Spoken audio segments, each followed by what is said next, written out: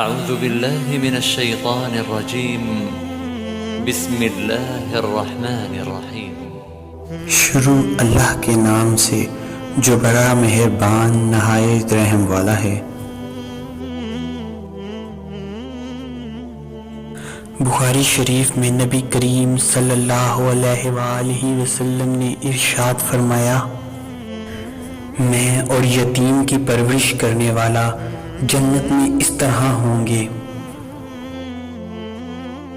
اور آپ نے شہادت اور درمیان والی انگلی کے اشارے سے کرب کو بتایا۔ بخاری شریف میں ایک اور جگہ حضرت محمد صلی اللہ علیہ وآلہ وسلم نے ارشاد فرمایا، بیواؤں اور مسکینوں کے لیے کوشش کرنے والا اللہ کے راستے میں جہاد کرنے والے کی طرح ہے، یا اس شخص کی طرح ہے جو دن میں روزے رکھتا ہے اور رات کی عبادت کرتا ہے۔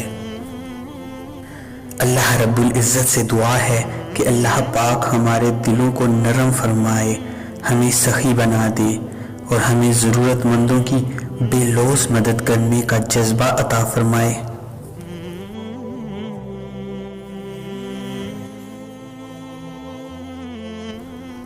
آمین یا رب العالمین۔